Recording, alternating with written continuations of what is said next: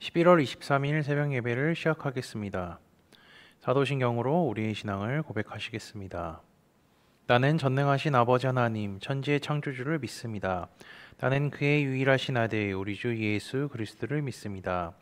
그는 성령으로 잉태되어 동정녀 마리아에게서 나시고 본디오 빌라도에게 고난을 받아 십자가에 못 박혀 죽으시고 장사된 지 사흘 만에 죽은 자 가운데서 다시 살아나셨으며 하늘에 오르시어 전능하신 아버지 하나님 우편에 앉아 계시다가 거기로부터 살아있는 죽은 자를 심판하러 오십니다.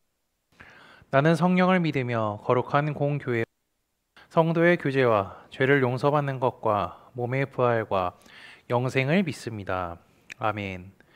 다 함께 찬송가 445장 찬양하시겠습니다.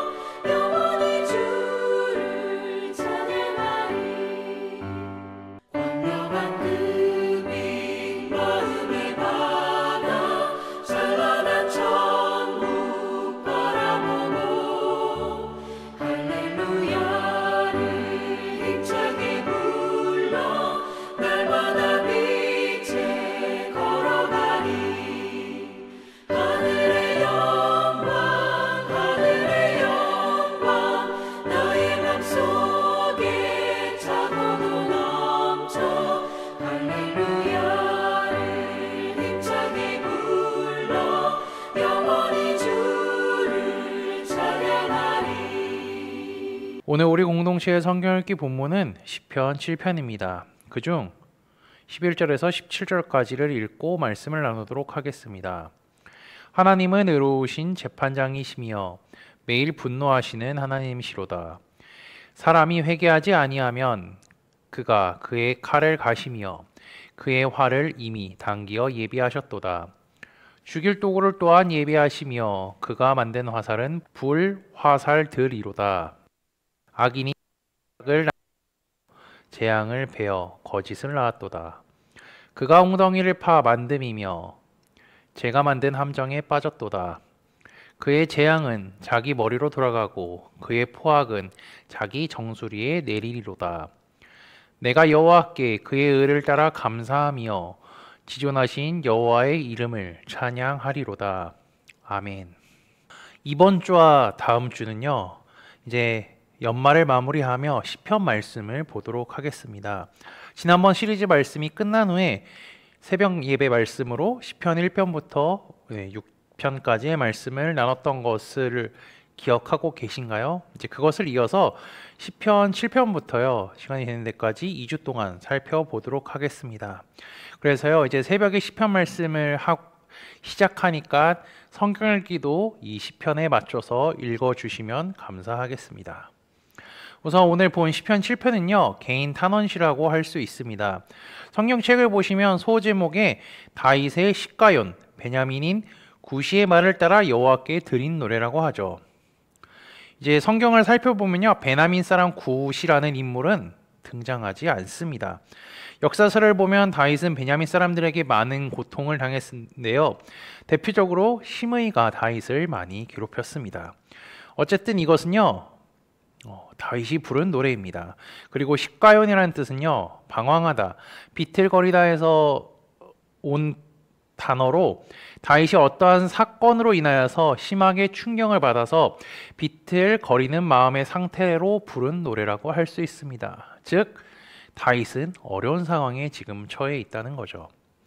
그리고 이제 이 시편 7편을요, 내용에 따라 나눠보면요, 1절과 2절로 나눌 수 있고 3절에서 5절, 6절에서 10절, 11절에서 16절, 17절로 나눌 수 있습니다.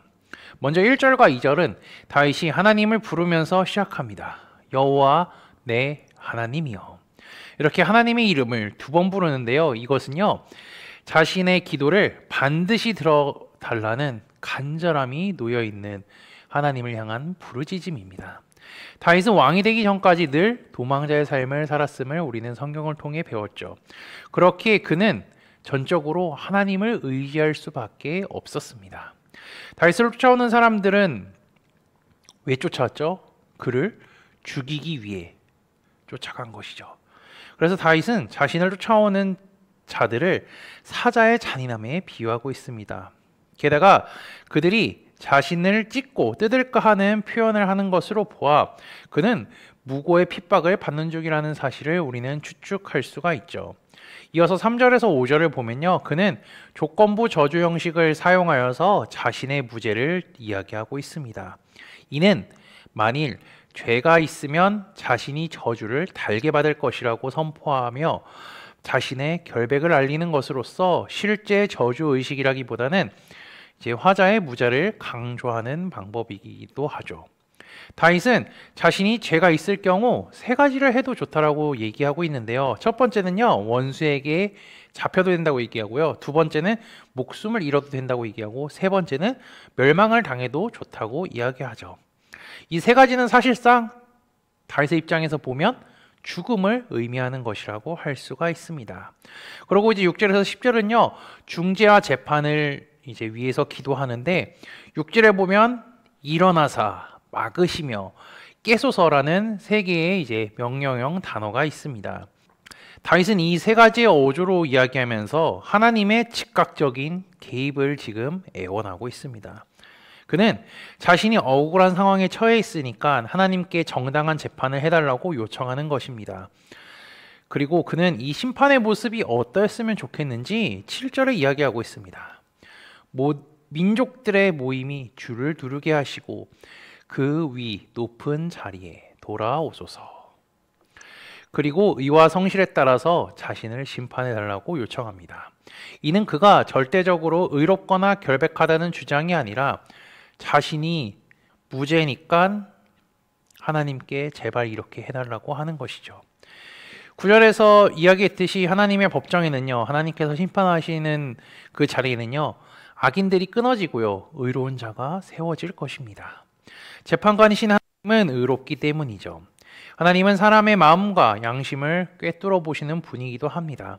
그렇기에 다윗은요, 하나님께 정당한 중재와 재판을 구하는 기도를 하고 있는 것이죠.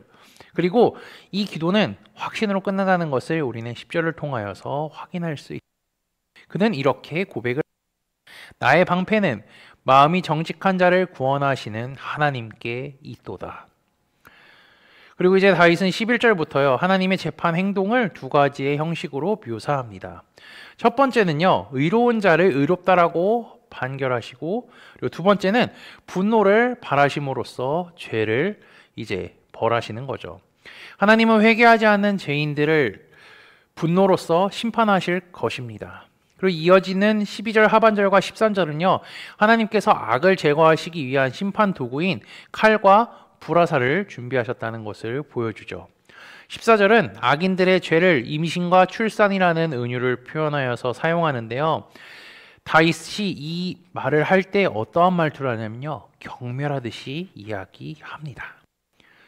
이렇게 표현하는 이유는요, 왜 경멸하게 말하면요, 악인들이 스스로 죄를 만들었다는 사실을 표현하기 위함이죠.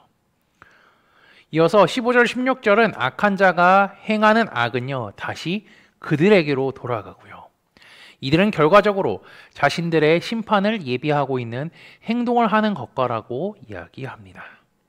다윗은요, 이러한 결과를 통하여서 이제 신비적인 하나님의 섭리를 깨닫고 이러한 고백을 하게 됩니다. 내가 여호와께 그의 의를 따라 감사하며 지존하신 여호와의 이름을 찬양하리로다. 다윗은요, 거짓 고소를 통하여서 고통을 당하고 있습니다. 그러나 자신이 무죄라고 하나님이 그것을 인정하면요, 어떤 고통 앞에서도 두려워하지 않고 하나님의 의로운 심판이 내려지기를 잠잠히 기다리겠다고 이야기하고 있죠. 하나님은 그의 억울함을 풀어주시지만 악인들에게는 반드시 그들의 죄를 묻는 부메랑적인 심판을 내리실 것입니다.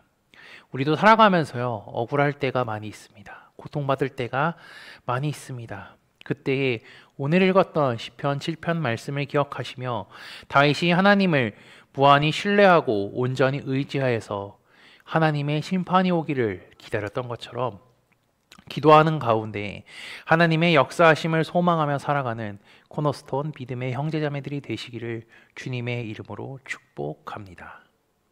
다 함께 찬송가 302장 찬양하시겠습니다. 내 주 하나님 넓고 큰 은혜는 저 큰 바다보다 깊다. 너도 다주를 길러 깊은 대로 저 한가운데 가보라.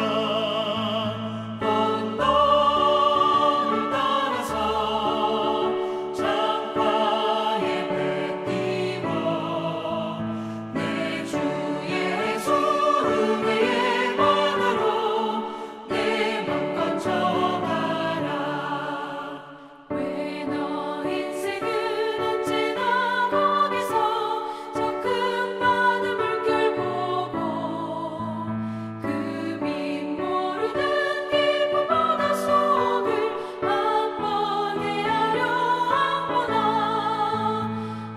언덕을 따라서 창가에 배 띄워 내 주 예수 은혜의 바다로 내 맘껏 져가라. 많은 사람이 얕은 물가에서 저 큰 바다 가려다가 찰싹거리는 작은 바다 보고 마음 약하여 못 가네. 언덕을 따라서 창가에 배 띄워 내 주 예수 은혜의 바다로 내 맘껏 져가라. 자 곧 가거라 이제 곧 가거라 저 큰 은혜 바다 향해. 자 곧 내 너를 저 깊은 데로 가라 망망한 바다로. 언덕을 따라서 창가에 배 띄워 내 주 예수 은혜의 바다로 내 맘껏 져가라. 다 함께 기도하시겠습니다. 이 세상을 창조하시고 운행하시는 하나님 아버지, 어제 주일 예배를 기쁨으로 드리게 하시고 그리고 또한 오늘 새 하루를 주님의 말씀으로 시작할 수 있게 하심에 감사합니다. 나를 사랑하시고 나와 늘 동행하시기를 원하시는 하나님을 기억하게 하시고 주의 말씀에 순종하는 하루가 되게 인도하여 주옵소서. 다윗은 자신의 결백을 하나님께 아뢰습니다. 자신의 상황을 해결해 주실 분은 하나님밖에 없다라고 생각했기 때문입니다. 그의 삶은 힘듦과 어려움의 연속으로 하고 포기하고 싶을 때도 늘 있었지만 자신과 함께하는 하나님을 기억하고 하나님께 모든 어려움을 고백했습니다. 우리도 삶의 어려움이 계속해서 찾아옵니다. 그때 다윗과 같이 하나님께 기도하여 내 힘과 능력이 아닌 주님만 의지하며 살아가는 우리가 되게 인도하여 주옵소서. 지난주 말씀을 기억하며 기도합니다. 하나님께서 예수님을 이 땅에 보내신 이유와 목적에 대해 말씀을 통해 듣게 하시니 감사합니다. 인간의 죄를 위하여 사랑하시는 독생자를 보내신 하나님의 마음을 알게 하옵소서. 아울러 속죄제물로 오신 예수님을 잊지 않게 하시고 우리의 죄가 예수 그리스도의 보혈로 씻김 받았음을 감사하는 삶을 살게 하옵소서. 이 세상은 예수님께서 이 땅에 오신 이유와 목적을 잊어버리게 하기 위하여 수많은 매개체들을 사용하여 사람들을 현혹시키지만 코너스톤 믿음의 형제자매들은 속죄제물로 오신 예수님을 기억하고 그분을 보내신 하나님께 감사하는 삶을 살도록 인도하여 주옵소서. 예수 그리스도의 이름으로 기도합니다. 아멘. 이 시간 합심으로 기도할 제목들을 나눕니다. 먼저 성부, 성자, 성령 삼위의 하나님을 묵상하며 경배하는 삶을 살도록 기도하시고 회개와 경건한 삶을 살도록 기도하시기 바랍니다. 그리고 교회를 이끌어 가시는 사랑하는 담임 목사님과 사역자들을 위해 기도해 주시기 바라며 2024년 연말을 잘 마무리할 수 있도록 그리고 수요일에 드리는 성탄 예배와 다음 주에 있는 송구영신 기도회를 위하여서 그리고 소그룹 원들을 위해 환우의 건강과 회복을 위해 각자 가지고 계신 기도의 제목들을 놓고 기도하시기를 바라며 오늘도 주 안에서 승리하십시오.